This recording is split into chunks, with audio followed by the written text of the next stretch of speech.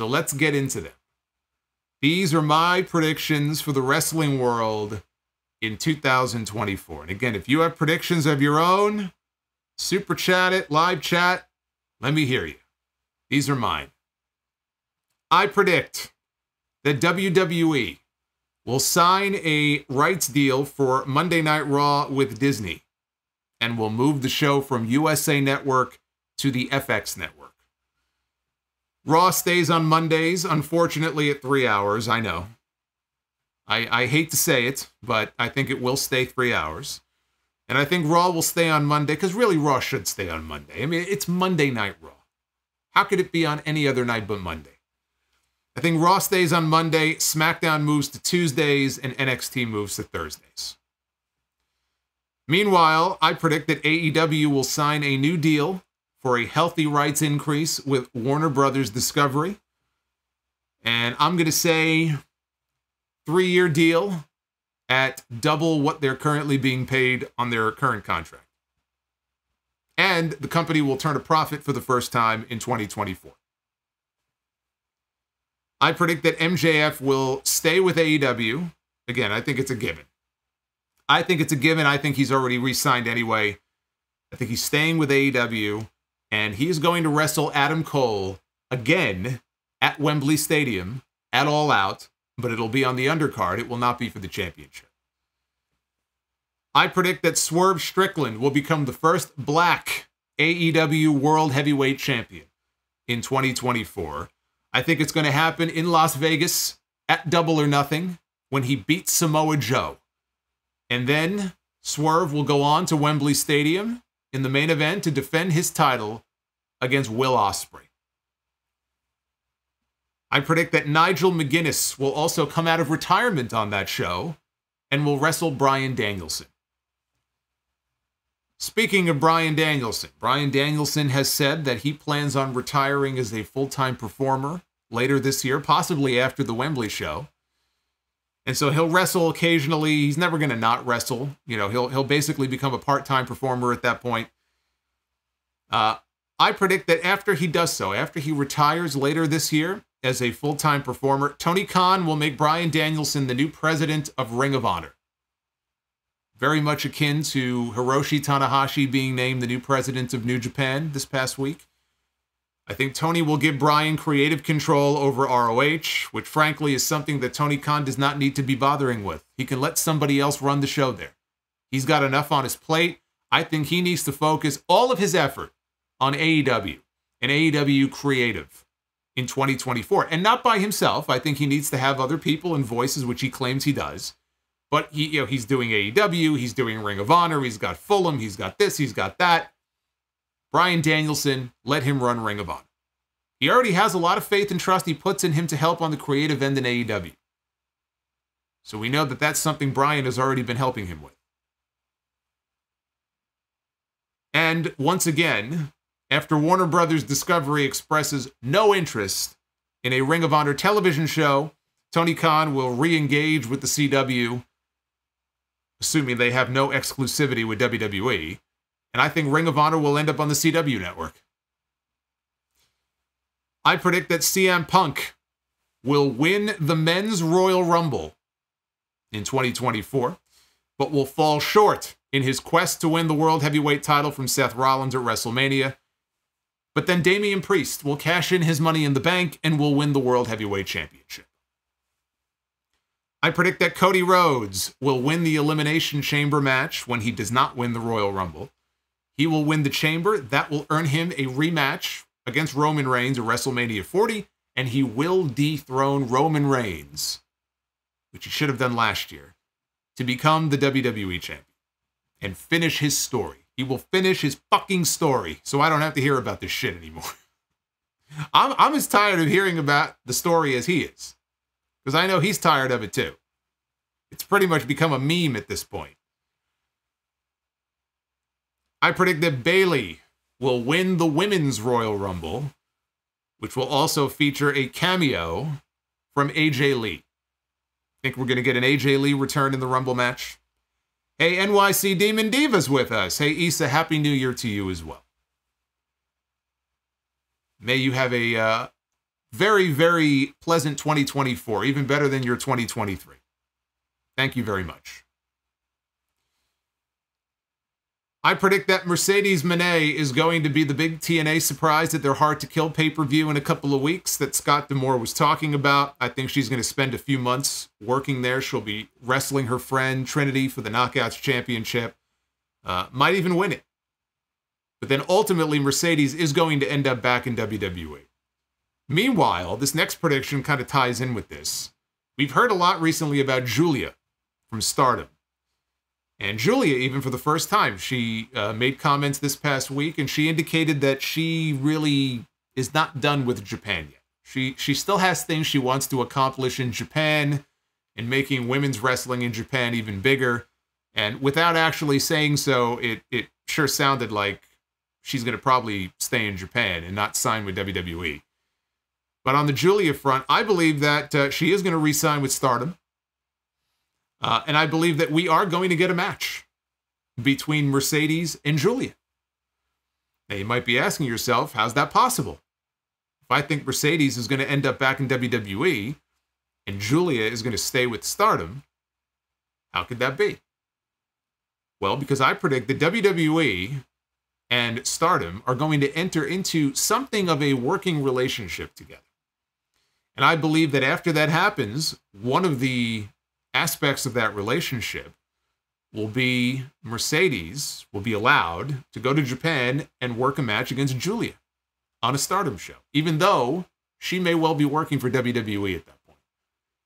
I think we're going to start to have the beginnings of some kind of a relationship here. I'm not saying we're getting a forbidden door the way that Tony Khan does it with New Japan, but I do think it is the changing of the guard in WWE. A lot of weird shit happened in 2023 that I never would have predicted. I think there's going to be a lot of other weird shit going on in 2024. That would be pretty far out. The idea that they would be working with Stardom and would have one of their talents go over there and work a match in Stardom, even today, it seems far-fetched. I think we're going to see it in 2024. Hey, never say never. Charlie Dempsey, okay, Regal's kid from NXT, he's in Japan right now, working for All Japan. Anything's possible. I predict that LA Knight is going to be the man to dethrone Logan Paul and win the United States Championship at WrestleMania.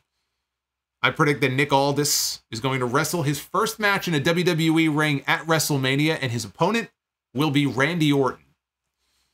And before the year is up, I think Aldis is going to be back on the ring on a regular basis, and I think taking his place as the general manager of SmackDown will be William Regal, which will also allow William Regal, when we get to November, to be the man to go on television and make the announcement that War Games is coming back at Survivor Series. I can't do it the way he does it, but we're finally going to get Regal back on TV shouting War Games. I look forward to that. And it really only makes sense for him to do it if he's the GM. So that's kind of where that comes from. Ever since Regal went back to WWE, I figured him in an authority role like he had in NXT is the role that would have made the most sense. It's such a waste to have somebody like him who's such a great television personality not on TV. So I didn't know they were going to bring back the GMs, but I figured maybe they would kind of put him in the Adam Pearce role, where he's kind of like the de facto GM for the whole company, just so that we could have him shout War Games at some point. So I do think we're going to get that later this year. War Games. I predict that Gunther will win the World Heavyweight Championship at the Bash in Berlin later this summer, but only after dropping the Intercontinental title to Chad Gable. I predict that Ricky Starks will leave AEW and sign with WWE. I believe that Cody Rhodes will defend the WWE Championship against Randy Orton at SummerSlam, while Roman Reigns will have a match with Solo Sikoa. And Solo will beat him, officially putting a stake in the heart of the bloodline. I think they're going to hold off until WrestleMania the following year to do Roman Reigns and CM Punk. I predict that in Sting's final match at AEW Revolution, he and Darby Allin are going to challenge Chris Jericho and Sammy Guevara for the AEW tag team titles after Jericho and Sammy win the belts. And that Sting and Darby are going to win the titles. And Sting is going to be able to retire as a champion. And at that point, AEW is going to vacate the titles. They will have a tournament for those titles. And the winners of that tournament and your new AEW tag team champions will be a reunited Adam Copeland and Christian Cage. I predict that with Sting gone, once he retires, at some point in 2024, Tony Khan is going to make a play and sign, make a play for and sign Bill Goldberg so that Goldberg can stop bitching about the fact that Vince McMahon fucked him over and he didn't get his retirement match. And Tony Khan will bring him in as an attraction, maybe even for Wembley, and will give Bill Goldberg his retirement match so that we don't have to hear him crying about it anymore. I predict that Jamie Hayter will make her return to AEW. Well, I mean, she's going to return, obviously, but I predict that she will return to AEW, will not get back her women's world title until Wembley in August. She'll get her match, and she'll get her belt back at that point. Because even if she comes back in the next couple of months, they're obviously building towards Toni Storm and Mariah May. And so even if Jamie comes back in February or March, you know, when Chris Statlander came back, literally her first night back, she won the TBS title and beat Jade Cargill. With Jamie, you don't have to rush right into it. Build her back up a little bit. And Wembley would be a fine place to put the belt back on her. I don't think it happens before then. I predict that Kazuchika Okada will sign a deal to stay with New Japan Pro Wrestling. I did not say that Goldberg is going to wrestle Sting. Don't twist my words now. I said once Sting is gone, Tony Khan is going to look for that next big attraction. So he'll go from Sting's retirement to being able to promote Goldberg's retirement. I am not predicting Goldberg against Sting. Why do you want to see Sting die in the ring? You want to put him in there with Goldberg? What are you, crazy? Bret Hart will be texting Sting, don't do it, don't do it. And I said this in the mailbag several weeks ago. This is my final prediction here.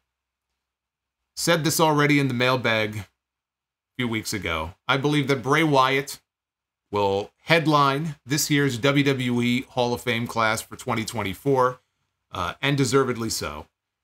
And he will be joined in this year's Hall of Fame class, it being in Philadelphia and all, by Paul Heyman, Lex Luger, Bam Bam Bigelow, Demolition, and the female inductee will be one of two. I can't decide which. The female inductee into the Hall of Fame will either be AJ Lee, since CM Punk came back, that opens the door for them to do something with her.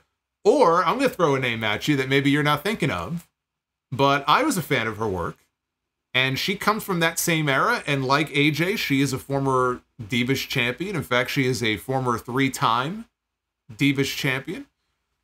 If it's not AJ Lee, I predict that Eve Torres will be inducted into the WWE Hall of Fame next year.